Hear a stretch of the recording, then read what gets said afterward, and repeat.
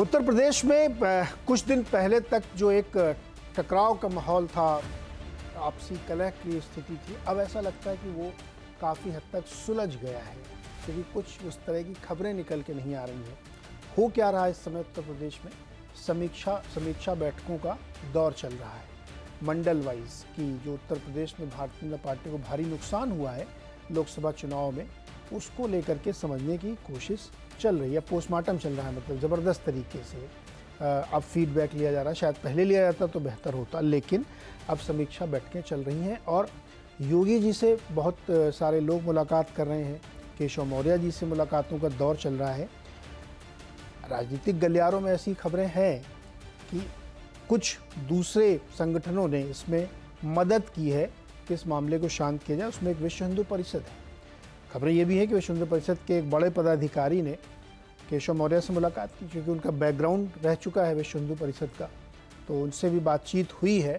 और आरएसएस की भी कहीं ना कहीं इसमें एक भूमिका है कि इस मामले को सेटल किया जाए, लेकिन अभी भी पोजीशनिंग साफ नहीं है, क्योंकि लोकसभा के साथ बाद अब 10 विधानसभाओं के चुनाव हैं और वो बहुत जल्द होने की संभावना है। तो उस चुनाव से पहले शायद इस तरह की चीज़ें ना हो, ये पार्टी ने बेहतर समझा होगा। 28 जुलाई को ऐसी खबरें हैं कि मोहन भागवत जी दिल्ली प्रवास पे आ रहे हैं, कई मुलाकातें हो सकती हैं। नीति आयोग की बैठक में योगी जी दिल्ली आ रहे हैं, वहाँ भी कई सारी मुलाकातें हो सकती हैं। चूँकि मामला ऐसा है तो बहुत सारी चर्चाएँ चल रही हैं। तो क्या हो सकता है, क्या हो रहा है, और क्या झगड़ा एकदम शांत मान लिया जाए या अभी इसका पटाक्षेप होना बाकी है? इसमें एक एंगल और है, उस पर चर्चा लाएंगे कि भारतीय जनता पार्टी का जो राष्ट्रीय अध्यक्ष बनेगा पार्टी का, वो कौन होगा, उस पर भी बहुत कुछ निर्भर करेगा, क्योंकि उसकी बहुत तरह तरह की अटकलें लग रही हैं। इसी संदर्भ में उत्तर प्रदेश को समझने की आज कोशिश करते हैं। हमारे साथ जो वरिष्ठ पत्रकार पैनल है, से परिचय कराता हूँ। रामकृपाल सिंह जी हैं, बहुत ही सीनियर जर्नलिस्ट हैं और यूपी को बिलोंग करते हैं, तो वहाँ की करीबी खबरें भी बताएंगे आज रामकृपाल जी हमें। और विजय जी तो और अंदर तक मतलब डीपली रूटेड हैं, तो इधर से भी कुछ खबरें हमें ज़रूर पता लगेंगी समीक्षा बैठकों में हो क्या रहा दरअसल। और अवधेश जी तो मतलब क्या बताएं, इनके बाद तो खबरों का भंडार रहता है, एक नई खबर अवधेश जी हमें देंगे, अवधेश कुमार जी। और इसके साथ ही अभय दुबे जी हमारे साथ होंगे, राजनीतिक विश्लेषक और प्रोफेसर हैं अम्बेडकर विश्वविद्यालय में। स्वागत है सर आप सभी मेहमानों का। रामकृपाल जी से बहुत दिन बाद मुखातिब हो रहा हूँ, तो रामकृपाल जी प्रणाम स्वीकार करें और ये बताएं कि क्या उत्तर प्रदेश में सब कुछ ठीक हो गया है, मामला सुलट गया है, खत्म हो गया, कार्यकर्ताओं की दिक्कतें एकदम समाप्त?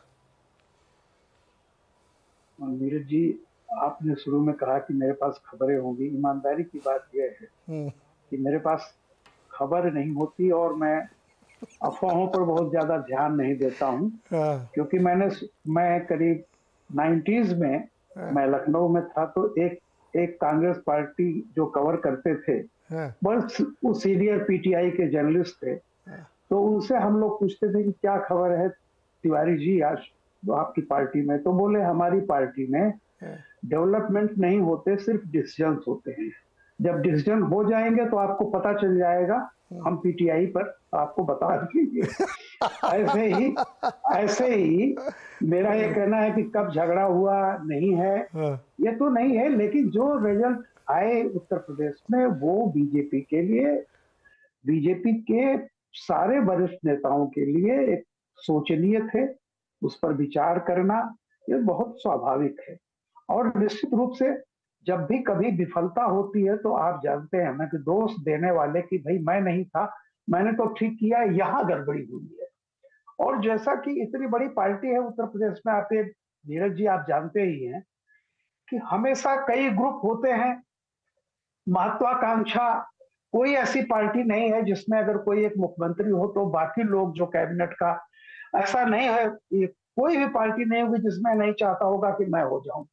मैंने वो दौर देखा है जब वीर बहादुर और तिवारी जी हुआ करते थे, तो कैसे क्या क्या चलता था।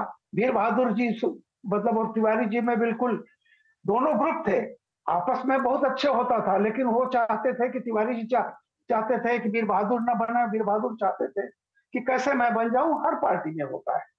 तो मैं ये नहीं कहता हूं, लेकिन जैसे कल योगी जी आ रहे हैं और हालांकि वो नीति आयोग की बैठक में, लेकिन ऐसा सुनने में आया है कि एक बड़ी लंबी चौड़ी लिस्ट लेकर के वो आएंगे और प्रधानमंत्री से उनकी मुलाकात होगी। प्रधानमंत्री से मुलाकात वाली बात तो बहुत पहले से थी। लेकिन एक चीज तो है कि अभी जो उपचुनाव होने जा रहे हैं, मैं बहुत आगे की बात तो नहीं करता, तब तक किसी भी तरह का, मुझे लगता है कि योगी जी को लेकर के अगर किसी ने ये सोचा हो कि कोई बड़ा परिवर्तन होने वाला है, तो मुझे लगता है ऐसा बिल्कुल नहीं होगा। और ऐसा कुछ मुझे कभी भी आशंका नहीं थी, और जैसा अब संकेत मिलने लगे हैं, जो लोग कल तक अफवाहें उड़ा रहे थे, अब वो लोग कहने लगे हैं कि मोदी योगी में, मोदी जी का हाथ योगी जी पर है।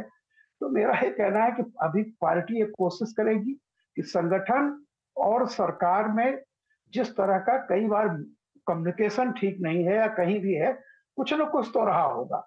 मैं एक बात कह के अपनी बात बंद करूंगा। देखिए, ये बीजेपी के लिए सिर्फ उत्तर प्रदेश ही नहीं, बहुत बड़ा एक जो विचारणीय सवाल है वो ये है कि जो वर्ग, जो वोट बैंक 2014 से 14 में, 17 में, 19 में और अभी भी 22 में आपसे इंटैक्ट था, जो ओबीसी और दलितों का एक बहुत बड़ा हिस्सा इंटैक्ट रहा है इतने चुनाव में, 14, 17, 19, 22, वो अचानक 24 में उसका एक हिस्सा क्यों अलग हो गया? और अगर ऐसा नहीं है कि उत्तर प्रदेश में ही अलग हुआ, महाराष्ट्र में भी अलग हुआ है, राजस्थान में भी अलग हुआ है, तो ये बीजेपी को केंद्रीय रूप से भी एक सोचने की बात है।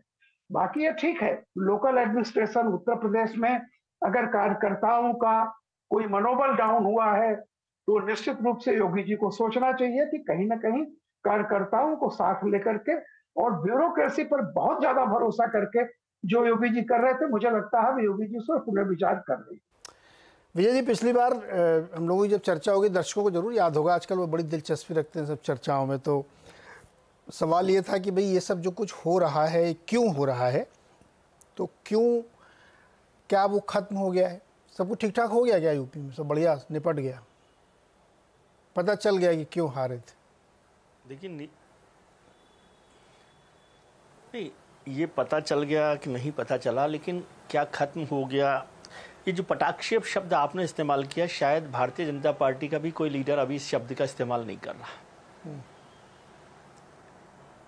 उत्तर प्रदेश के रेफरेंस में, उत्तर प्रदेश के संदर्भ में पटाक्षेप अभी कोई नहीं हुआ, युद्ध विराम भी अभी नहीं हुआ है। वैसे मैं हमेशा कहता हूं कि युद्ध विराम जो है ये बताता ही है कि अभी युद्ध बाकी है,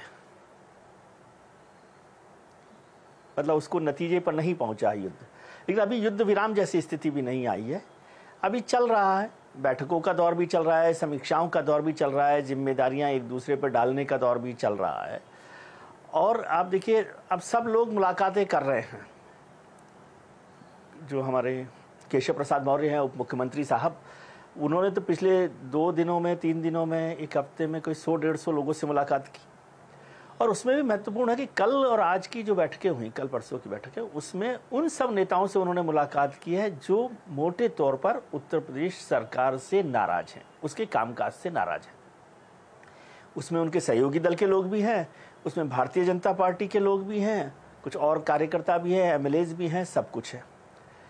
आज की एक और महत्वपूर्ण मीटिंग हुई है, मैं केवल घटना के तौर पर बता रहा हूँ, किसी रेफरेंस के बिना, कि मुख्यमंत्री योगी आदित्यनाथ जी ने पल्लवी पटेल से मुलाकात की है 20 मिनट। पल्लवी पटेल को तो आप जानते ही होंगे, पल्लवी पटेल जिन्होंने केशव प्रसाद मौर्य को सिराथू में हराया था। अब मुझे नहीं पता किस मुलाकात का क्या मतलब है, क्या नहीं है, लेकिन अभी मैं रामकृपाल जी की इस बात से सहमत हूँ कि कोई जो उपचुनाव हो रहे हैं उससे पहले कोई बदलाव हो रहा है, ऐसी कोई संभावना नहीं है।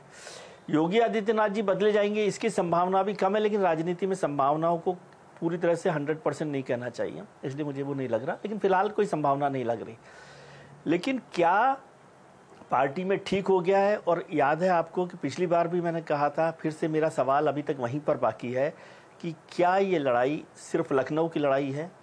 क्या ये लड़ाई दिल्ली की लड़ाई है? क्या ये लड़ाई दिल्ली स्पॉन्सर्ड लखनऊ की लड़ाई है?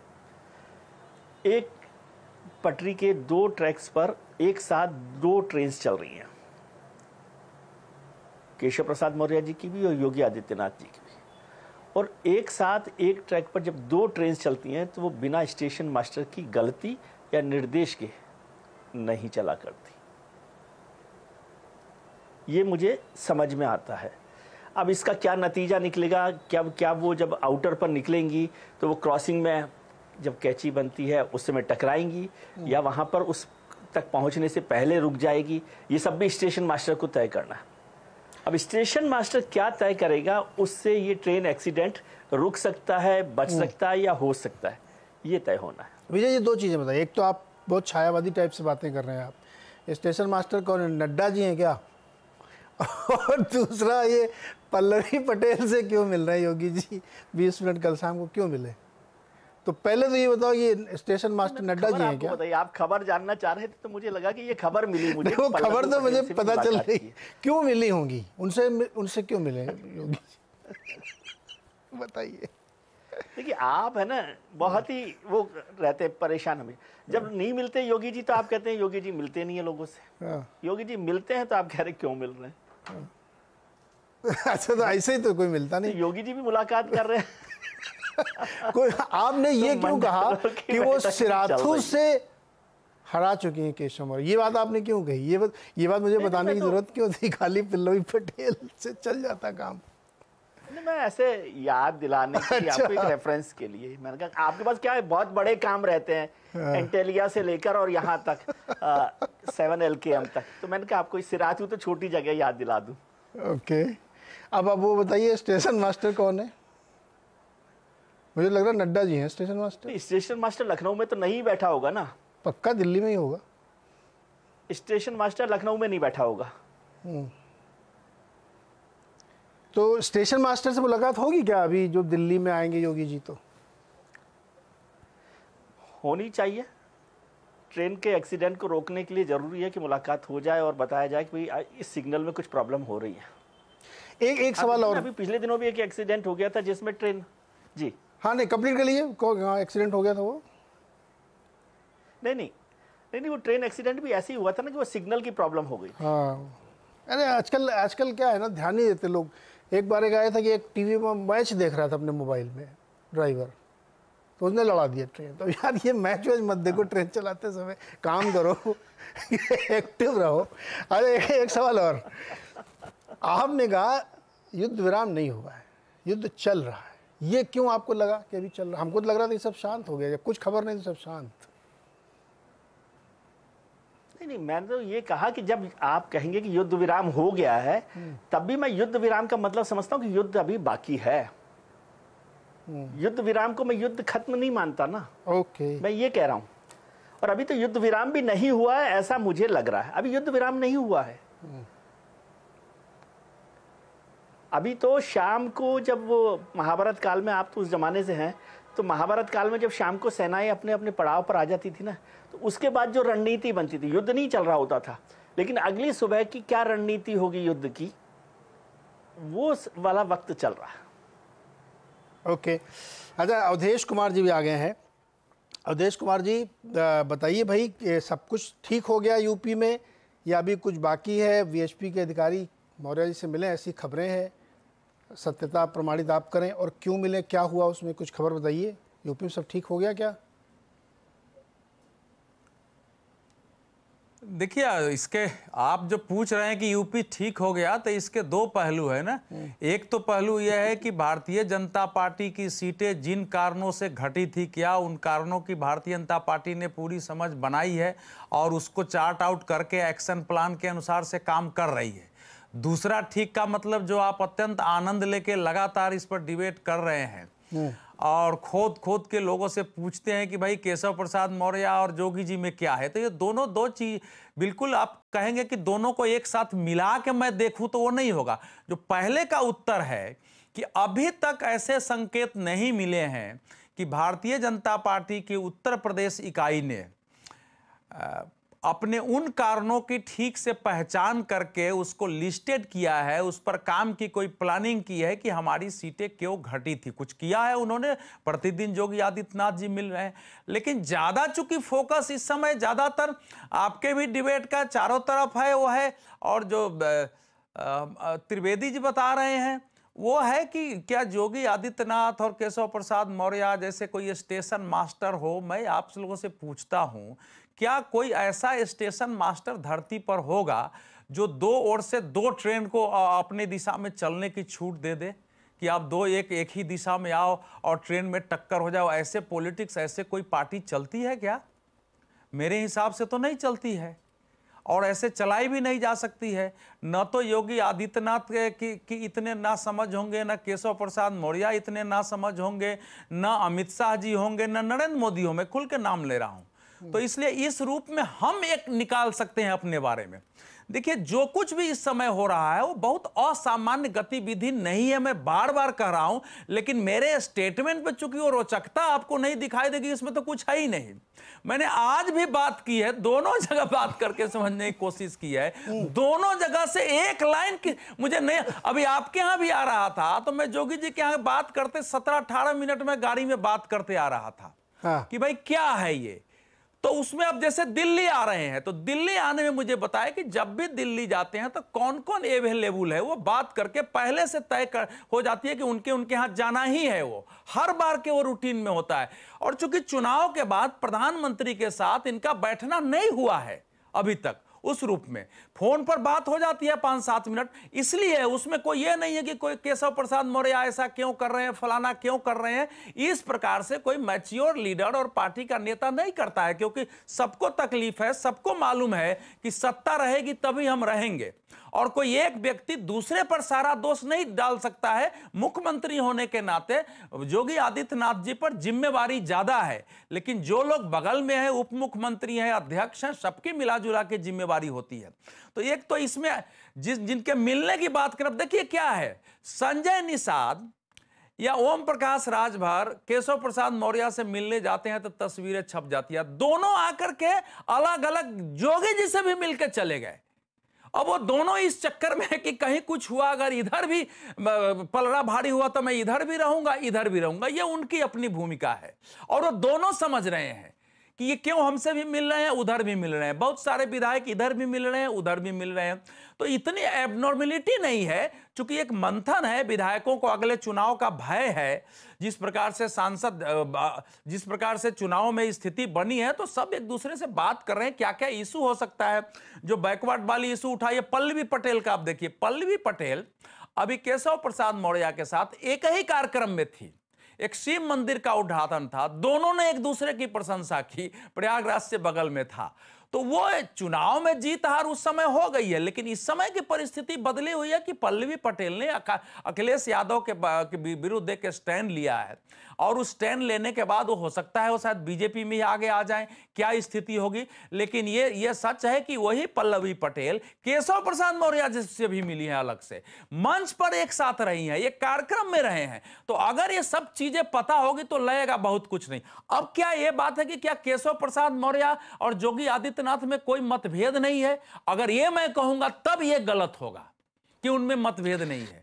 2017 का में वो अध्यक्ष थे, उनके नेतृत्व में पार्टी ने चुनाव लड़ा था। नेतृत्व तो लेकिन अध्यक्ष ही है, उसके अध्यक्षता में लड़ा था, कोई मुख्यमंत्री पद का उम्मीदवार नहीं था। अरे अवधेश जी सुनो ना, देखिए गांव जवार का जो आदमी होता है ना, वो ये उसको ऐसा पता लगता है कि आज पल्लवी पटेल योगी जी से मिली, 20 मिनट तक बंद कमरे में बातचीत हुई, क्या हुई? सार्वजनिक मंच में सभी आदमी न्योता खाने चला जाता है ना। फिर पता लगा कि अरे योगी जी दिल्ली जा रहे हैं। अब गांव के आदमी को अभी समझाओ नीति आयोग की बैठक में जा रहे हैं क्या, इसलिए जाते साथे मिल लेंगे, उसको लगेगा दिल्ली जा रहे हैं मतलब कुछ है। आपको उस ऑडियंस को एड्रेस करना है सर, वही ऑडियंस वोटर है। ऐसे फरा फरा बोलने थोड़ी होगा। नहीं, अब या तो फिर हम लोग जो है खबर के बदले खबर गढ़ें। आप जो कह रहे हैं कि भाई ऑडियंस को बताने के लिए जो है एक तो खबर होती है, एक खबर हम लोग बैठ के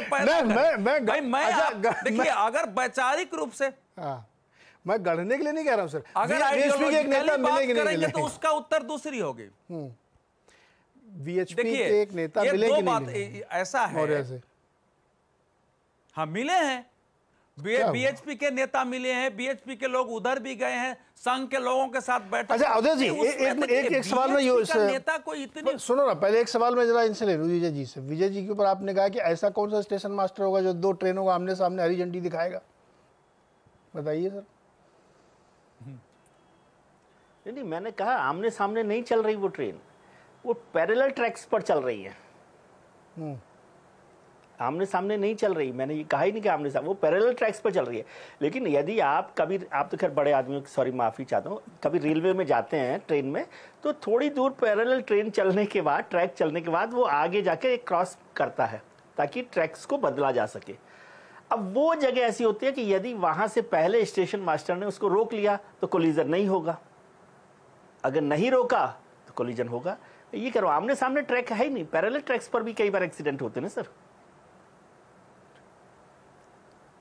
एक और उपमा दे रहे थे एक वरिष्ठ जर्नलिस्ट थे कि दोनों पटरियों पे पैरेलल गाड़ियां चले जा रही हैं, कभी मिलती ही नहीं है, तो कैसे काम चलेगा। संगठन और सरकार के बारे में कह रहे थे वो कि दोनों चली जा रही साथ के साथ। हाँ, तो वो वही बात है कि वो चल रही है ना, वैसे चल रही है। ये बताइए पैरेलल कहाँ चल रही है, कोलाइड होती है। अच्छा मैं बताऊं आपको सर, अवधेश जी देखिए पैरेलल कहाँ चल रही है। सुनो ना, मैं आपको बता ही देता हूँ। देखिए राजनीति, अभी सवाल है मेरा अंबेडकर यूनिवर्सिटी वाले अभय जी से।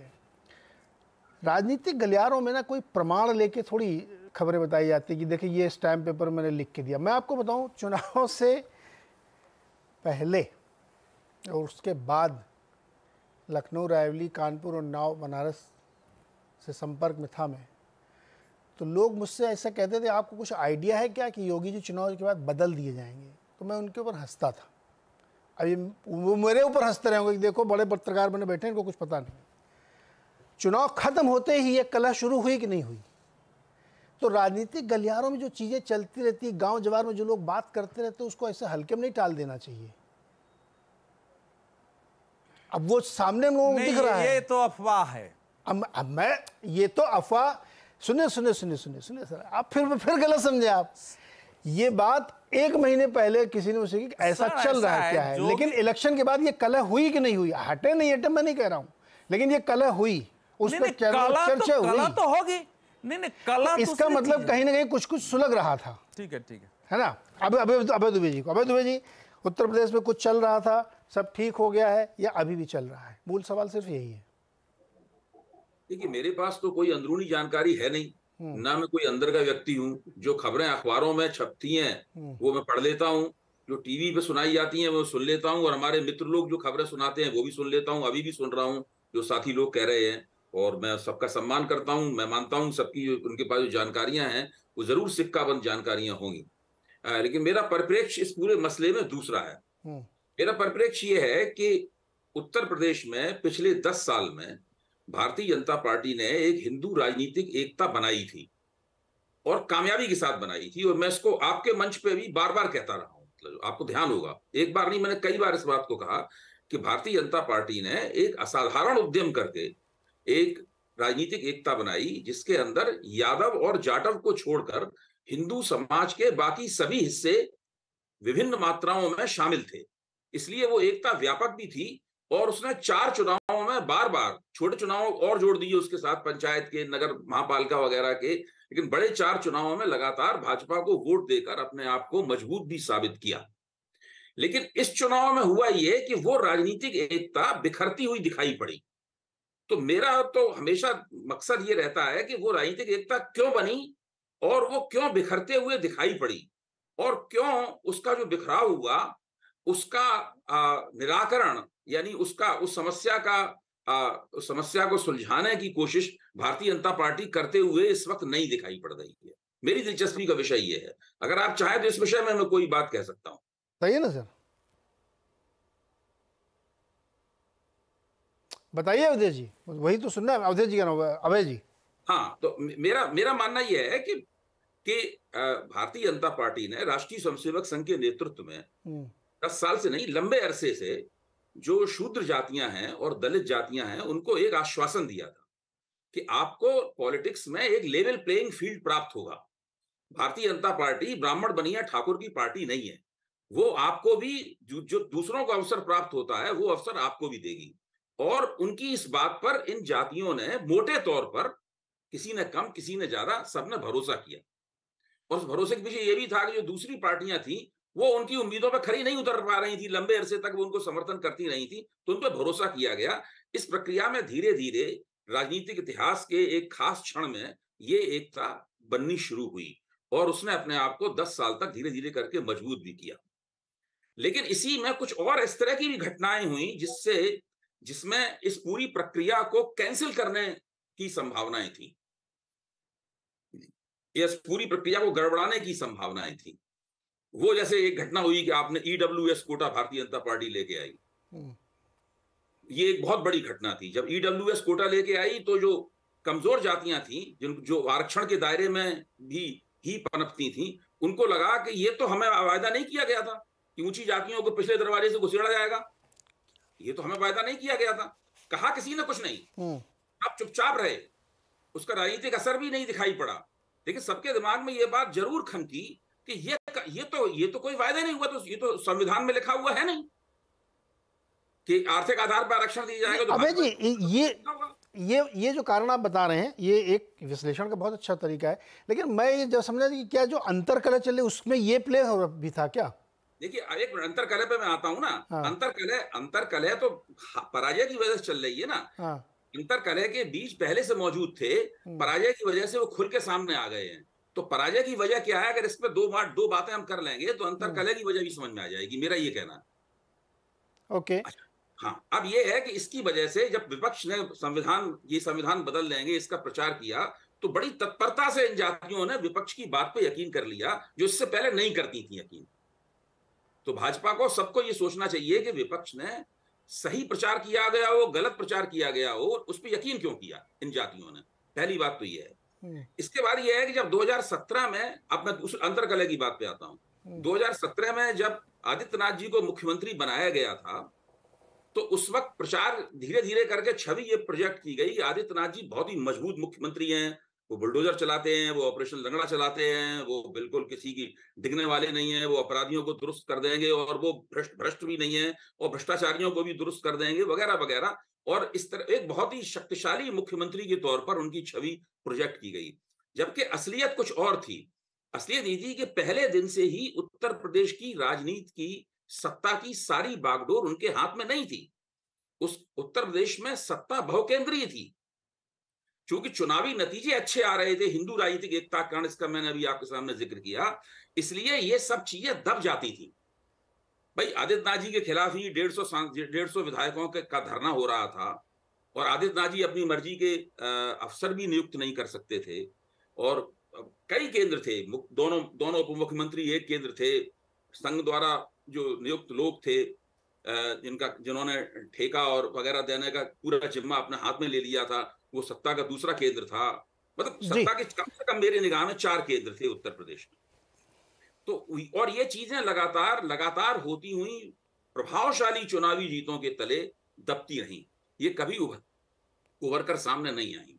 लेकिन जैसे ही पहली पराजय हुई, ये तमाम बातें निकलकर सामने आ गईं। तो पूरी कलह की वजह ये है जी। और चूंकि उस मुख्य वजह को, जिसकी वजह से ये कलह हो रही है, उसको संबोधित नहीं किया जा रहा है, उसको एड्रेस नहीं किया जा रहा कि क्यों कमजोर जातियों को दोबारा ये लगने लगा कि Bharatiya Janata party level playing field देने की पार्टी नहीं है, बल्कि एक ब्राह्मण बनिया पार्टी है। जी, रामगोपाल जी, लगा उसकी वजह से आप जब उसको एड्रेस नहीं करेंगे तो यहाँ पे कलह इस तरह चलती रहेगी। फिर उसमें बहुत सारे माइक्रो छोटे छोटे कारणों को जिम्मेदार उसमें बताया जाएगा। ओके। और जीतें हो रही थी, उसका कारण बताया गया कि मोदी जी बहुत लोकप्रिय हैं, योगी जी लोकप्रिय हैं। अबे जी एक मिनट आता हूं मैं आपके। देखिए, अगर गांव की तरह मौजूद है। अबे जी एक मिनट रुकिए ना। आपके विश्लेषण का आधार ये है कि हार जिन कारणों से हुई है, उसमें एक बड़ा कारण ये था कि जो पिछड़ी जातियां हैं, दलित जातियां हैं, उनके अंदर नाराजगी थी और वो हार के रूप में प्रस्फुटित हुई, इसलिए अंतरकलह चल रही है। बट इसको अगर हम पैन इंडिया एक्सट्रापोलेट करते हैं तो ये थ्योरी फिट नहीं बैठती है। लेकिन एक मिनट, ये एनालिसिस के बारे में बात कर रहे हैं ना हम लोग, उत्तर प्रदेश के बारे में बात कर रहे हैं। नहीं, विषय तो सर फिर पैन इंडिया होगा ना। महाराष्ट्र के बारे में, मध्य प्रदेश के बारे में बात नहीं कर रहे हैं सर। अबे जी के बारे में बात कर रहे हैं। सुनो ना सर, भारत एक मिनट भारत एक बहुत बड़ा देश है, इसमें कहीं कोई चीज चलती है, कहीं कोई चीज नहीं चलती है। ये मानना कि सारे देश में एक चीज हमेशा चलेगी, ऐसा बहुत कम होता है। नहीं, जैसे अभय जी ठीक है, अब उत्तर प्रदेश के तर्क पे आप कहने लगे वो तो पूरे अभय जी सुनिए ना सर, एक मिनट सुनिए। तो आरक्षण का मसला केवल यूपी में थोड़ी है, आरक्षण एक राष्ट्रीय विषय है। अगर आरक्षण खत्म करने की धारणा लोगों तक पहुंच गई थी तो उसका असर फिर एक साथ पैंडिया मचो, बीजेपी साफ हो जाती, 20 सीटें आनी चाहिए। नहीं, कोई जरूरी लेकिन उसका असर खाली यूपी में इतना ज्यादा हो गया। ये आप बीजेपी की पराजय की जो व्याख्याएं की जा रही हैं उसमें ये बहुत सुविधाजनक तर्क है कि सारे देश में एक सा प्रभाव नहीं पड़ा। मैं इस तर्क से सहमत नहीं हूं। मेरा कहना है कि सारे देश में एक सा प्रभाव भारत में यदा कदा ही पड़ता है, हमेशा नहीं पड़ता है। ठीक, नहीं मैं आपका एनालिसिस है, उसमें कोई दिक्कत नहीं, मेरा तो सवाल है उस एनालिसिस पे। लेकिन खैर रामकृपाल जी, अगर हार के कारण ये है और इसकी वजह से अंतर्कलह हो रही है, तो मौर्य जी भी तो सरकार में ही है, योगी जी भी सरकार में है, तो किस लिए लड़ रहे हैं फिर? वो सरकार दोनों लोग चला रहे थे। देखिए नीरज जी, थोड़ा समय मैं लूंगा अपनी बात करने की। जो अभय जी कह रहे थे उसके बहुत कुछ जो विश्लेषण उनका था मैं सहमत हूं उससे, लेकिन हो सकता है कि जो कंक्लूजन उनका है उससे मैं, हो सकता है कि मेरी सहमति ना हो। देखिए उत्तर प्रदेश को, ये बात सही अभय जी क्या है कि हर प्रदेश को एक तरह से नहीं देखना चाहिए, लेकिन लोकसभा इलेक्शन पूरे देश में हो रहे थे। फिर उत्तर प्रदेश में, हालांकि मैं इसको हार नहीं कहता हूं जैसे अभय जी कह रहे थे, एक बात आप सोचिए, एक राष्ट्रीय पार्टी और सबसे मजबूत क्षेत्रीय पार्टी जो कई मुलायम सिंह कई 3 या 4 बार मुख्यमंत्री रह चुके हैं वहां के, एक राष्ट्रीय पार्टी और एक वहां की सबसे मजबूत क्षेत्रीय पार्टी, 2 पार्टियां मिल करके बीजेपी से 4 सीट ज्यादा आई है। तो आप इसको पराजय कैसे कह सकते हैं? मेरे को तो समझ में नहीं आता। और मैंने, नीरज जी याद होगा आपको कि आपके चैनल पर मैं बहुत बार ये बात कर चुका हूं बहुत पहले से, कि इस देश में एक बात समझ लीजिए, राइट वर्सेस रेस्ट। जहां रेस्ट यूनाइटेड होगा, यूनाइटेड का मतलब मेरा ये कहना है कि चाहे छोटी मोटी पार्टियां हैं इनसिग्निफिकेंट हो जाएंगी। उत्तर प्रदेश में पहली बार यही हुआ है कि जहां पे बिल्कुल राइट वर्सेस रेस्ट हुआ है। और हमेशा मैंने कहा जहां राइट वर्सेस रेस्ट हो जाएगा, मायावती का फैक्टर इस लोकसभा में अगर चल गया होता तो ये नजारा नहीं होता।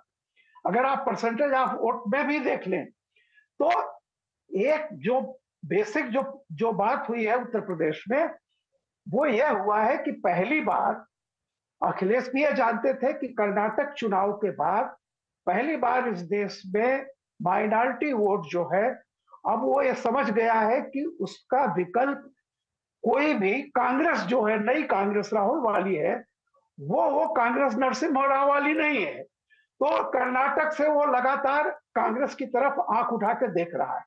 और इसी कारण से अखिलेश ने जो भी सीटें दी, 17 सीटें दी, लेकिन ये जानते थे कि अगर कांग्रेस कहीं मायावती के साथ मिल गई तो ये नतीजा, ये फिगर नहीं होती। तो मेरा ये कहना था, एक तो राइट वर्सेस लेफ्ट था। मध्य प्रदेश में सीधा मुकाबला, चूंकि वहां कोई रीजनल पार्टी नहीं है, यहाँ कांग्रेस पार्टी और समाजवादी पार्टी, लेकिन राजस्थान, मध्य प्रदेश, झारखंड, गुजरात, जहां बिल्कुल सीधा सीधा मुकाबला है, कोई रीजनल पार्टी नहीं है किसी से जाकर के कांग्रेस से मिलती है, वहां कांग्रेस की हालत आपने देख ली थी। तो एक जो उत्तर प्रदेश का इस बार जो हुआ है, मैं फिर अभय जी जो कह रहे थे उसका सिर्फ एक कारण था।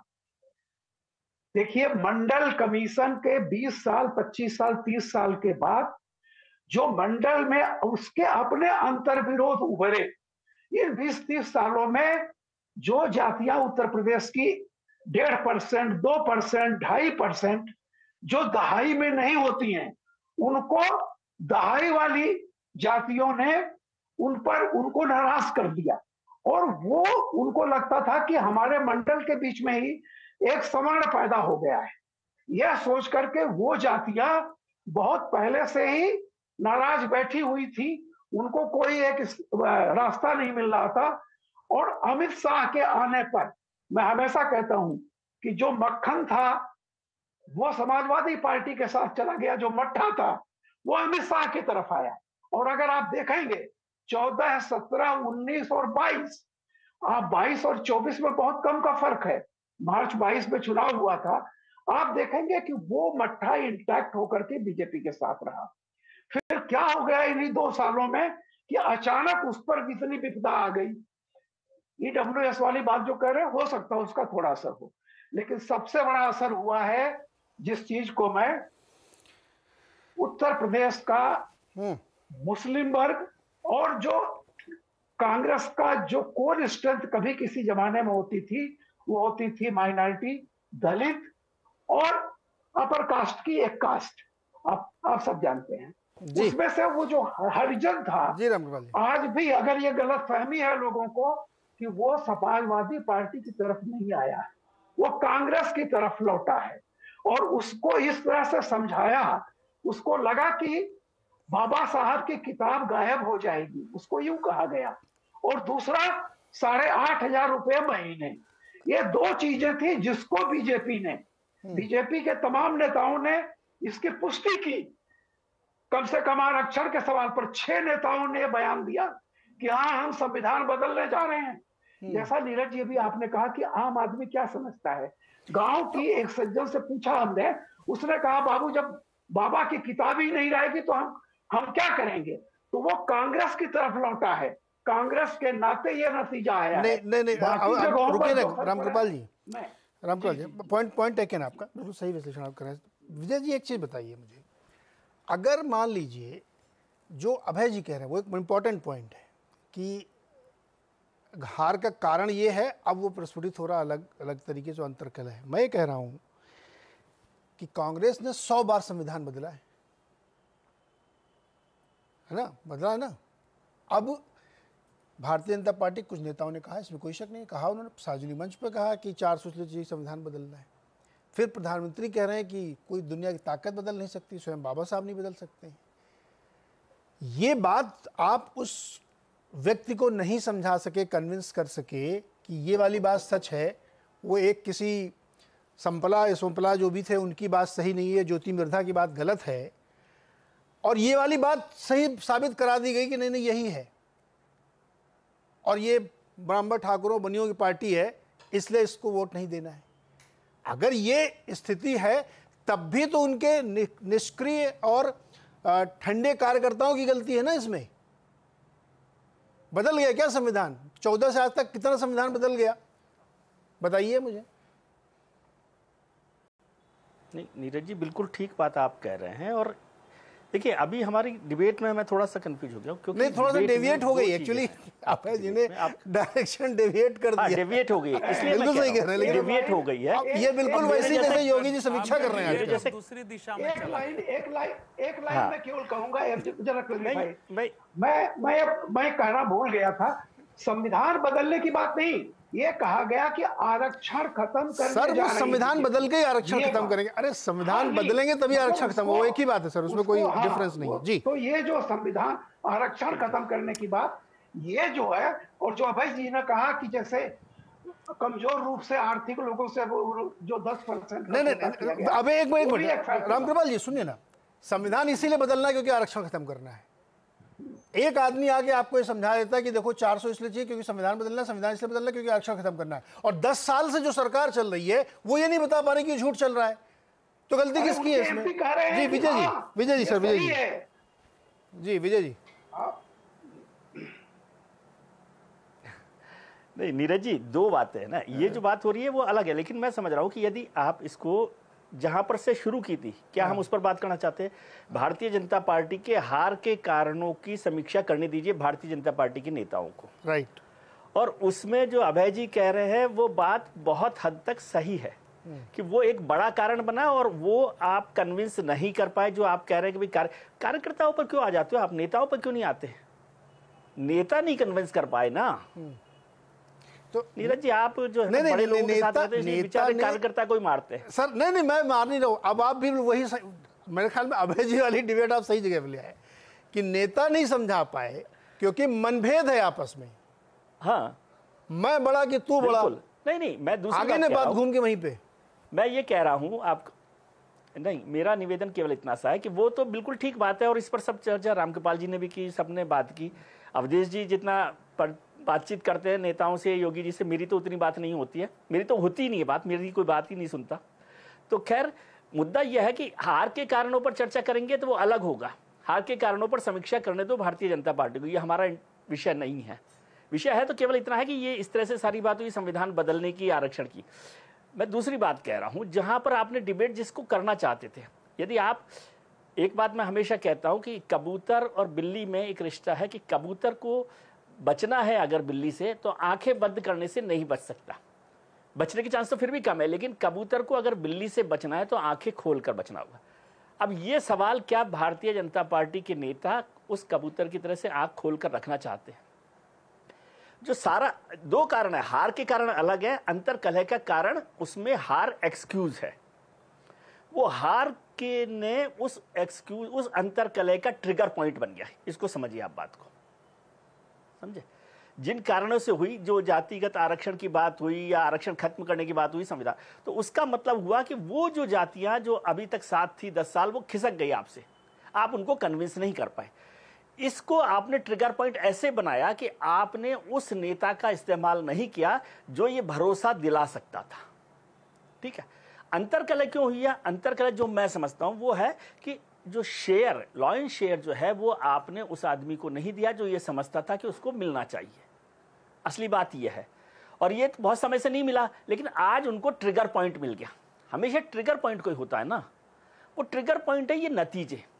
और ये कहना कि ये हार नहीं हुई है भारतीय जनता पार्टी की, फिर तो इस पर बहस ही नहीं करने की जरूरत है। नहीं 62 से आप यदि 32 पर 33 पर आ जाते हैं तो खैर, लेकिन मैं ये कह रहा हूँ ये ट्रिगर पॉइंट है, और ट्रिगर पॉइंट पॉलिटिकल पार्टीज में कोई ऐसे मिला। अब आप सोचिए, भारतीय जनता पार्टी को बहुत आप महान पार्टी मानते, मैं जानता हूँ, लेकिन कांग्रेस में क्या हुआ था राजस्थान में, अशोक गहलोत वर्सेस सचिन पायलट, कि सचिन को लॉयन शेयर नहीं मिला प्रदेश अध्यक्ष बनने के बाद भी। मध्य प्रदेश में क्या हुआ कमलनाथ और ज्योतिरादित्य सिंधिया में, कि ज्योतिरादित्य सिंधिया को प्रदेश अध्यक्ष बनने के बाद लॉयन शेयर नहीं मिला। छत्तीसगढ़ में क्या हुआ कि भूपेश बघेल और टीएस सिंहदेव में नहीं मिला। तो क्या पॉलिटिकल पार्टी में कांग्रेस और भारतीय जनता पार्टी में इतना फर्क है कि ये सोने की परत से चढ़ी हुई पार्टी है? विजय जी, आप ना अभी आपने 4 राज्यों में नाम लिए, बनाम वर्सेस करके लिए, और उत्तर प्रदेश में आप छायावादी हो जाते हैं एकदम से। नहीं, मैं छायावादी नहीं हूं, मैं तो कह रहा हूं ना कि आपने जिस व्यक्ति को जो समझता है, यदि आप नहीं भी मानते हो या मैं नहीं मानता हूं, तो भी जो व्यक्ति ये समझता है कि उसकी वजह से आप इस जगह तक पहुंचे हैं, उस पर लोगों का भरोसा है, तो उसको वो लॉयन शेयर नहीं मिला। वो लॉयन शेयर नहीं मिलने के बाद भी पार्टी के अनुशासन और आपकी बहुत बढ़िया पार्टी है वो सब है, उस वजह से वो चुपचाप बैठा रहा। लेकिन एक दिन 2024 के चुनाव में उसे वो ट्रिगर पॉइंट मिल गया, भाई अब नहीं रहा जा सकता। देखिए, आपको मैं इतने दिन से समझा रहा था ये नहीं होगा जी। अब वो ट्रिगर पॉइंट ने इस अंतरकलह को सामने ला दिया है। अब यदि आप इस अंतरकलह को अभी कारणों पर चलकर इसको दबाना चाहते हैं, तो अंतरकलह का सबसे बड़ा कारण है कि आपने जिसको शेयर मिलना चाहिए, जो वो समझता, मैं नहीं कह रहा हूं, आप ये मत कहना कि विजय त्रिवेदी का, जो वो व्यक्ति समझता है, यदि नाम लेना है तो केशव मौर्य जी समझते हैं कि उनको वो शेयर मिलना चाहिए था, वो नहीं मिला। इसका मतलब ये भी नहीं है कि योगी जी अच्छे लीडर नहीं है, योगी जी अच्छे लीडर है, इस पर अलग डिबेट है, लेकिन केशव मौर्य जी को लगता है कि उनको ये शेयर मिलना चाहिए था। ये ओबीसी, पिछड़े, दलित जो भी जातियां हैं उनके नाम पर इकट्ठा हुई थी या उनके वजह से साथ खड़ी थी, यूं समझ लीजिए, और उनको हिस्सेदारी नहीं मिली। अब वो चुप रहे 8 साल, आप 17 से 5 साल 7 साल कह लीजिए, चुप रहे। आज ऐसा पॉइंट मिल गया। भाई ऐसा होता है ना, बहुत सारे प्रोग्राम आप करते रहते हैं, अच्छा प्रोग्राम कर रहे हैं, बहुत सारे लोग हैं, किसी दिन प्रोग्राम फ्लॉप हो जाए, कुछ बड़ी डिबेट हो जाए, तो दूसरा एंकर कहेगा देखिए मैं कह रहा था इतने दिन से, अब मुझे दीजिए। जी विजय जी, पॉइंट टेकन। मैं ये अभय जी जो विषय लेके आए ना, ये डेविएशन जरूर था, लेकिन अच्छा हुआ ये विषय आ गया। मैं तो थैंक यू करूंगा अभय जी का कि ये विषय ले आए। नहीं, वो तो हार का बड़ा कारण है। नहीं, दोबारा ये रीइंस्टेट हो रहा है। अभय जी की बात से 100% सहमत हूं कि ये इशू दरअसल अंतरकलह का है, क्योंकि हार तो हुई, इसमें कोई शक नहीं है। हार हुआ, उसके कारण आप अलग अलग गिनाए। कोई कह रहा टिकट ठीक नहीं बटे, कोई कह रहा कार्यकर्ताओं का काम नहीं किया, कोई कहता अति आत्मविश्वास में थे, कोई कहता आरक्षण बदल जाए। सब कारण भी मिलते हैं, सब कारण थे। लेकिन आ रहा हूं सर, एक छोटा सा ब्रेक लेना कुछ सेकंड का, लौट के आ रहा हूं। उन्हीं कारणों की वजह से निष्क्रिय कार्यकर्ता, आप कह रहे हैं ना कि कन्विंस नहीं कर पाए, मैं इस पर करेक्शन करता हूं, कन्विंस नहीं किया इसलिए हारे। और अब उसका ठीकरा एक दूसरे पर फूट रहा है। मैं खाली इतना बड़ा करेक्शन था। छोटा सा ब्रेक, लौट के आते हैं उदय जी, बिल्कुल तुरंत आते हैं आप अभी अभय जी के पास।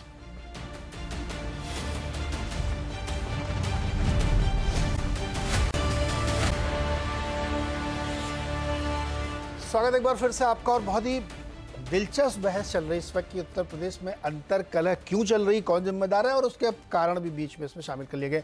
अवधेश जी और अभय जी की बारी। अवधेश जी बताइए, आप बताइए क्या कहना चाह रहे थे। नहीं, देखिए, नेताओं के बीच भी अगर मतभेद होते हैं तो पार्टी के पूरी स्थिति का परिचायक होता है। नेता अकेले नहीं होता है, उसके साथ सबके साथ कार्यकर्ता है, नीचे की बात है। और भारतीय जनता पार्टी में बार बार कहता हूं कि आम टर्मिनोलॉजी में एक सामान्य पार्टी नहीं है, वो एक संगठन परिवार के साथ है वो पार्टी। तो उसमें संगठन परिवार के भी लोगों का मनोभाव होता है। देखिए, अभय जी ने जो कहा, हालांकि हमारा विषय अलग था, लेकिन थोड़ा बहुत जो अभय जी ने जो कहा है उसमें एक ही बात है जिसके मैं स्वीकारता हूं, और पहले भी हम लोग इस पर चर्चा कर चुके हैं कि दलितों के वोट का एक हिस्सा संविधान और आरक्षण के भय से बीजेपी के विरुद्ध गया, वो गया उसके पक्ष में। लेकिन वो जो आप बोल रहे हैं ना, वही बात होती है कि अगर आपका कार्यकर्ता अपनी सत्ता को अपना नहीं मानता है, सत्ता का मतलब केवल मैं मुख्यमंत्री सरकार की सत्ता नहीं, पार्टी की भी सत्ता, पार्टी के भी शीर्ष लोगों के साथ उसके अगर संपर्क संवाद नहीं है कि वो अपनी शिकायत पहुंचा सके, तो नैरेटिव जो बनता है उसका खंडन स्थानीय स्तर पर नहीं होता है। दूसरा जो देखिए, इसमें हम ये भूल रहे हैं कि भारतीय जनता पार्टी की सीटें कम हुई है, निश्चित रूप से हारी है वो। अगर आपके पास कुल मिला के 36 सीटें हैं और उधर अगर 43 सीटें हैं तो अंतर तो है ही ना। विधानसभा चुनाव हो तो उसका मतलब पराजय है। लेकिन यह कह देना कि वो ब्राह्मण और बनिया की पार्टी हो गई तो इतने से 41% वोट नहीं आता है। 2014 में भी उसके इतने ही वोट थे।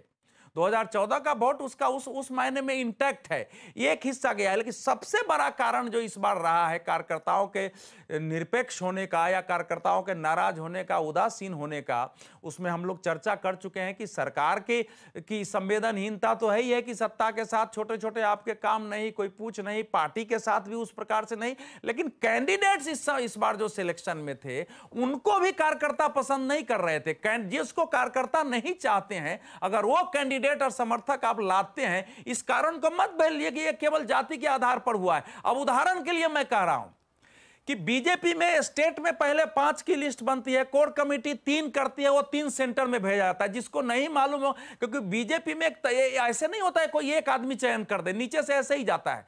तो 3 में जो है, ये बात साफ था, मैं नाम लेके कह रहा हूं कि यह बात उत्तर प्रदेश में साफ था कि संजीव बालियान, स्मृति ईरानी, लल्लू सिंह, ऐसे कई नाम थे कि इनके बारे में ये चुनाव हार सकते हैं, इनके पक्ष में अच्छी रिपोर्ट नहीं आ रही है। लेकिन अब उसमें एक बार जब तय हो गया, पार्लियामेंट्री बोर्ड ने टिकट दे दिया है, तो वो हुआ है, वो पराजित हुए हैं। तो कैंडिडेट्स जो है ना, इस बार एक बड़ा कारण रहा है उत्तर प्रदेश में कि कैंडिडेट्स के सिलेक्शन गलत कैसे हुआ, क्या हुआ, वो उस पर आप बात कर सकते हैं। लेकिन अभय जी का जो एक विश्लेषण है कि उन्होंने वायदा किया था वो छूट गया, अभी उस स्थिति में बीजेपी नहीं पहुंची है। अभी दलितों का भी, पिछड़ों का भी एक बड़ा वोट मिला है। इवन अगरों में बहुत सारे वोट बीजेपी को नहीं मिले हैं। अगर लोगों ने जहां ब्राह्मण खड़ा है, अगर बसपा में ब्राह्मणों को वोट दे दी, ब्राह्मण दे रहे हैं, अगर जहां राजपूत खड़ा है वहां राजपूत दे रहे हैं, तो ये तो चुनाव में इस प्रकार से हुआ है इस बार। बीजेपी ने, अंतिम लाइन में बोल रहा हूं, यह बात सही है कि बीजेपी के अंदर जो अभी तक अध्यक्ष की रिपोर्ट है, बाकी रिपोर्ट खंड खंड में बातें आ रही हैं। लेकिन अब चूंकि लंबे समय बाद राष्ट्रीय स्वयंसेवक संघ के लोग भी बैठ रहे हैं जगह जगह, संगठन मंत्रियों का सम्मेलन आपको मालूम है हो रहा है दिल्ली में, जिसमें कई विषयों पर चर्चा होनी है। तो आने वाले समय में बीजेपी में चर्निंग होगी। और आप शायद देख नहीं रहे हैं कि 10 सालों के बीजेपी का जो वर्क कल्चर था, उसमें पिछले 10 दिनों में बदलाव कुछ रेखांकित हो रहा है। जी ठीक है। अभय जी, इस पर आपकी टिप्पणी, क्योंकि आपकी कई बातों को बाकी लोगों ने रेफरेंस में लिया है, और साथ ही अभी ये 10 विधानसभा चुनाव का टेस्ट केस यहीं पे हो जाएगा? नहीं, उपचुनाव तो कोई टेस्ट केस नहीं है। इस लोकसभा चुनाव में जो हुआ है, भारतीय जनता पार्टी उसमें रिकवरी करती है, भरपाई करती है, उसकी वापसी करती है। ये तो अगले विधानसभा चुनाव में ही पता चलेगा। ओके। हाँ, मैं नहीं मानता हूं कि ये उपचुनाव में पता चलेगा। उपचुनाव में तो अगर मान लीजिए भाजपा कुछ ज्यादा जीत जाती है या कम जीतती है तो उसका मीडिया में हंगामा काफी होगा, चर्चा काफी होगी, लेकिन मैं उसको एक बहुत ही ठोस वजह नहीं मानूंगा। लोग प्रतीक्षा करेंगे विधानसभा चुनावों की, न केवल उत्तर प्रदेश के विधानसभा चुनावों की, बल्कि अभी जो अगले साल के अंत तक 6 विधानसभाओं में जो चुनाव होने हैं उनको लोग देखेंगे, उन पर निगाह रखेंगे। यहाँ तक कि भाजपा के साथ जो घटक दल हैं वो उन पर निगाह रखेंगे। उन चुनावों में भाजपा का जो प्रदर्शन होगा उसके आधार पर वो तय करेंगे कि भाजपा रिकवरी कर रही है या नहीं कर रही है, या उसका ग्राफ रुक के फिर से ऊपर चढ़ना शुरू होगा या इसी तरह लगातार नीचे गिरता रहेगा। पहली बात तो ये। दूसरी बात यह है कि मैं अवधेश जी की इस बात से सहमत हूं कि भारतीय जनता पार्टी का जो सामाजिक आधार है उसमें कुछ क्षरण हुआ है, लेकिन ऐसा नहीं है कि वो सामाजिक आधार बिखर गया हो। अच्छा, मुझे क्या लगता है कि ये जो क्षरण हुआ है, ये क्षरण क्यों हुआ है, इसके कुछ खास कारण है। जैसे कि, और इसमें कार्यकर्ताओं की कोई भूमिका नहीं है इस क्षरण में, केवल नेताओं की भूमिका है, और वो भी शीर्ष नेताओं की भूमिका है। उत्तर प्रदेश के नेताओं की भी नहीं है, दिल्ली के नेताओं की भूमिका है उसमें। देखिए, जगदीप धनखड़ जो भारत के उपराष्ट्रपति हैं और किरण रिजिजू जो तत्कालीन कानून मंत्री थे, उन्होंने सारे देश में घूम घूम कर 1.5 साल पहले 2 साल पहले ये मुहिम चलाई कि संविधान का जो बुनियादी ढांचा नाम की कोई चीज, ऐसी कोई पवित्र चीज नहीं होती है। संविधान के बुनियादी ढांचे को बदला। वो संविधान संशोधनों की चर्चा नहीं कर रहे थे। संविधान संशोधन तो बहुत सी पार्टियों ने किए हैं, बीजेपी ने किए हैं, आगे भी होते रहेंगे। संविधान संशोधन का मतलब संविधान बदलना नहीं है, वो तो होते ही रहते हैं। संविधान में जरूरत के मुताबिक संविधान संशोधन होंगे ही संविधान में। संविधान का जो बुनियादी ढांचा है उस बुनियादी ढांचे को बदल देना चाहिए। वो कोई अपने आप में सैक्रोसेंट या पवित्र चीज नहीं है, क्योंकि इससे जो चुनी हुई सरकार है उसके काम करने में दिक्कत आती है उस ढांचे से। भाजपा की सरकार ने, जो नरेंद्र मोदी इसके हेड, जिसके मुखिया हैं, उसने इस बहस को न केवल प्रोत्साहित किया बल्कि सारे देश में चलवाया। भारत के उपराष्ट्रपति और मोदी सरकार के कानून मंत्री दोनों ने यह बहस चलाई। उसके बाद जैसे ही मोदी ने 400 पार का नारा दिया, तमाम लोग, लल्लू सिंह, ज्योति मिर्धा और अनंत हेगड़े वगैरह वगैरह, तमाम लोग उसको बोलने लगे। अच्छा, हम ये मान के चलते हैं कि ये जो बहसें होती हैं, जो मतदाता उसकी तरफ ध्यान ही नहीं देता है, वो केवल बुद्धिजीवियों के या पत्रकारों या समीक्षकों के बीच में चर्चा होती है। सब लोग इन चीजों को सुनते हैं, समझते हैं, वास्तविक जमीन पर जो क्या हो रहा है उसके साथ उनका संबंध जोड़ते हैं, और उससे एक अपना तरीके से एक निष्कर्ष निकालते हैं। इन चीजों से फर्क पड़ता है। अगर फर्क नहीं पड़ता तो 60 के दशक से जो पिछड़ा समुदाय भारतीय जनता पार्टी को वोट दे रहा है, केवल कल्याण सिंह की जो बीच में अटल बिहारी वाजपेयी कल्याण सिंह झगड़ा हुआ था, उस छोटी सी अगर अपवाद स्वरूप अवधि को छोड़ दिया जाए तो आज तक लोधी समुदाय ने सिर्फ भारतीय जनता पार्टी को वोट दिया। जिस तरह यादव समुदाय ने सिर्फ समाजवादी पार्टी को या उससे पहले सोशलिस्ट पार्टी को वोट दिया है, उसी तरह इस बार लोधी समुदाय ने भी भाजपा को वोट नहीं दिया। पासी समुदाय जो बहुजन समाज पार्टी के साथ कभी भी नहीं था, जो दलित समुदाय है, जो जाटुओं के बाद सबसे महत्वपूर्ण ताकतवर समुदाय है उत्तर प्रदेश का संख्यात्मक दृष्टि से, हालांकि जाटुओं से बहुत कम है उसकी संख्या, उसने भारतीय जनता पार्टी को वोट नहीं दिया। तो ये एक संकेत मिलता है कि ये कमजोर जातियां जो हैं उन्होंने किस तरीके से सोचना शुरू किया है। मैं ये नहीं कह रहा हूं कि वो अंतिम रूप से भाजपा से हट गई, हो सकता है दोबारा फिर से भाजपा में वापस आए। ये निर्भर इस बात पर करता है कि भाजपा इस तमाम मसलों को किस तरह संबोधित करती है और किस तरह अपने रवैये में संशोधन करती है। जी, यही तो पॉइंट था जो अब आइए ना, सही फिर से आगे पटरी डिबेट देखिए कि आपने नहीं, लेकिन नीरज जी किरण रिजिजू ने नहीं नीरज जी, ये इस बात का मैं प्रतिवाद करूंगा कि भारतीय जनता पार्टी ने कभी संविधान के बुनियादी ढांचे को बदलने के लिए कोई बहस कराई थी।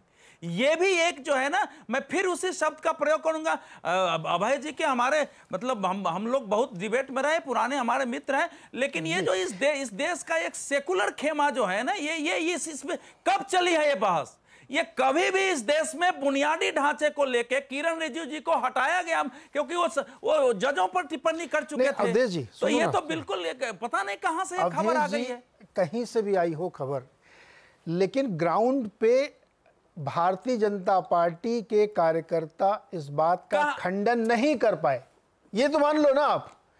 अगर मैं मान लूं कि बात है, लेकिन नहीं, दूसरी बात नहीं, असली बात वही है। सुनिए नीरज जी, ये भारतीय जनता पार्टी के कार्यकर्ता का विषय नहीं, अभय जी कह रहे हैं कि ऐसा चलाया गया। मैं एक मिनट सर सुनो ना मेरी, अरे अवधेश जी समय एकदम समाप्त हो रहा है। अवधेश जी सर समय समाप्त हो रहा है। मैं ये कह रहा हूं कि आवाज अड्डा या किसी और तक चैनल की डिबेट देख के वोटर मन नहीं बनाता, ये गलतफहमी दूर से कर दी सब लोग। पहले तो वो व्यक्ति जिसको गांव में जाके जो समझाता है उससे वोटर मन बनाता है, और जो समझाने वाले थे वो भारतीय जनता पार्टी के नहीं गए कि ये एक नैरेटिव चल रहा है। मोहन भागवत के बयान पर बिहार में आप झेल चुके थे, उसके बावजूद अगर आप घर में बैठे रहे, नहीं कन्विंस कर पाए और ये चल गया तो चल गया, फिर हार गए, उसमें क्या कहा संकोच, हार गए तो हार गए, देखा जाएगा अगली बार। और मतदाता हमेशा एक तरफ मन नहीं बनाता। अभय जी की बात सही है, कल को आप अपनी बात समझा ले जाइए तो उधर जाएगा, लेकिन ग्राउंड का जो कार्यकर्ता है, फुट सोल्जर है, उसने काम नहीं किया। ये सच है, वो किस कारण से नहीं किया, ये बहस अभी चलती रहेगी। बहुत बहुत शुक्रिया सर आप लोगों को हमारे साथ जुड़ने के लिए।